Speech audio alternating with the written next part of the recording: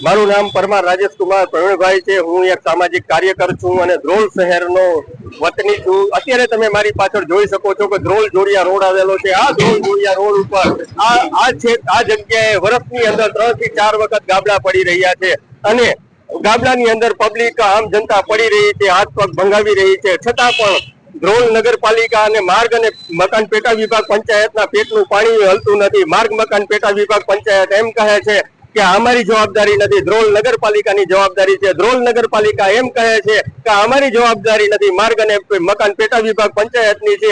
આ બંનેની લડાઈની અંદર અમે જનતા ખૂબ જ પીસી રહ્યા છીએ। અહીંયા અમારા હાથ પગ ભાંગી જાય છે, પડી છે, આખા ગારા વાળા થઈ જાય છે, કોઈ અમારી ફરિયાદ સાંભળવા વાળું નથી।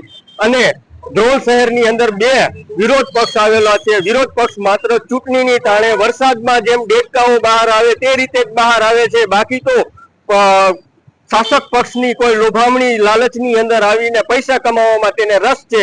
ધ્રોલ અત્યારે જોડિયા રોડ ઉપર આવા ખાડા છે, વિરોધ પક્ષ ક્યાંય દેખાતું નથી કે આજ દિવસ સુધી વિરોધ પક્ષ આવીને અહીંયા કોઈ રજૂઆતો કરેલી નથી। વિરોધ પક્ષ માત્ર ને માત્ર પોતાની એસી ચેમ્બરમાં બેસી અને પૈસા કમાઈ રહ્યા છે એવું અમને પ્રાથમિક તબક્કે લાગી રહ્યું છે।